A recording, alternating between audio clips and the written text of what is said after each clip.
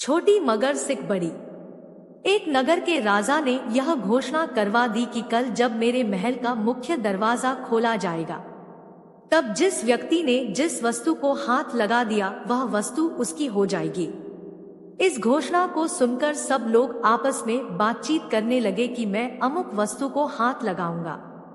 कुछ लोग कहने लगे मैं तो स्वर्ण को हाथ लगाऊंगा, कुछ लोग कहने लगे कि मैं कीमती जेवरात को हाथ लगाऊंगा, कुछ लोग घोड़ों के शौकीन थे और कहने लगे कि मैं तो घोड़ों को हाथ लगाऊंगा, कुछ लोग हाथियों को हाथ लगाने की बात कर रहे थे, कुछ लोग कह रहे थे कि मैं दुधारू गौओं को हाथ लगाऊंगा। कल्पना कीजिए कैसा अद्भुत दृश्य होगा वह।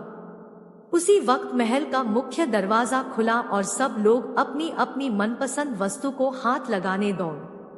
सबको इस बात की जल्दी थी कि पहले मैं अपनी मनपसंद वस्तु को हाथ लगा दूं ताकि वह वस्तु हमेशा के लिए मेरी हो जाए, और सबके मन में यह डर भी था कि कहीं मुझसे पहले कोई दूसरा मेरी मनपसंद वस्तु को हाथ ना लगा दे। राजा अपने सिंहासन पर बैठा सबको देख रहा था और अपने आसपास हो रही भाग दौड़ को देखकर मुस्कुरा रहा था। उसी समय उस भीड़ में से एक छोटी सी लड़की आई और राजा की तरफ बढ़ने लगी। राजा उस लड़की को देखकर सोच में पड़ गया और फिर विचार करने लगा कि यह लड़की बहुत छोटी है, शायद यह मुझसे कुछ पूछने आ रही है। वह लड़की धीरे धीरे चलती हुई राजा के पास पहुंची और उसने अपने नन्हे हाथों से राजा को हाथ लगा दिया। राजा को हाथ लगाते ही राजा उस लड़की का हो गया और राजा की प्रत्येक वस्तु भी उस लड़की की हो गई। जिस प्रकार उन लोगों को राजा ने मौका दिया था और उन लोगों ने गलती की, ठीक उसी प्रकार ईश्वर भी हमें हर रोज मौका देता है और हम हर रोज गलती करते हैं।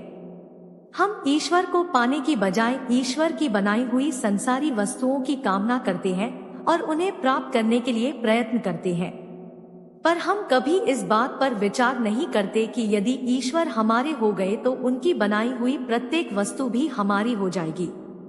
ईश्वर को चाहना और ईश्वर से चाहना, दोनों में बहुत अंतर है।